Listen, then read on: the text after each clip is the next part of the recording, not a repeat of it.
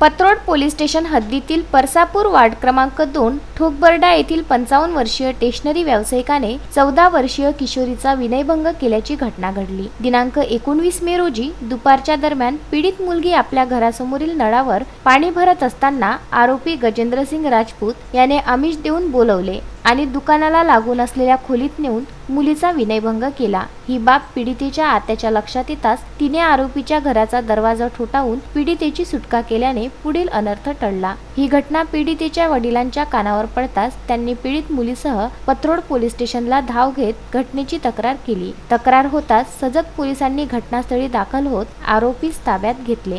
Police station पत्रोड येथे आज रोजी फिर्यादी मुरलीधर सुखराम हरसुले वय 40 वर्ष राहणार ठोकबर्डा तालुका अचलपूर जिल्हा अमरावती यांनी तक्रार दिलेली आहे।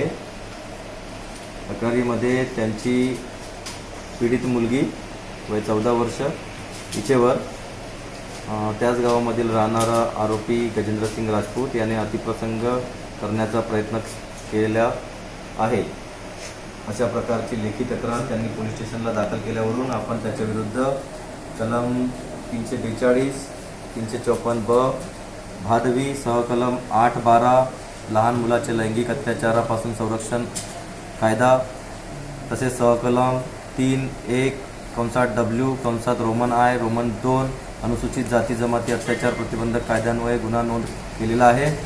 आरोपीवर भारतीय दंडविधान 342 354 354 ब सहकलम 8-12 पोस्को आणि ॲट्रॉसिटी ॲक्टनुसार गुन्हा नोंदविण्यात आला आहे। पुढील कारवाई उपविभागीय पोलीस अधिकारी सोमय मुंडे यांच्या मार्गदर्शनात ठाणेदार मनोज चौधरी, दीपक रेलकर, योगेश गिरी, सुभाष फुंदे करीत आहे। पंकज साबू, विदर्भ न्यूज, परतवाडा।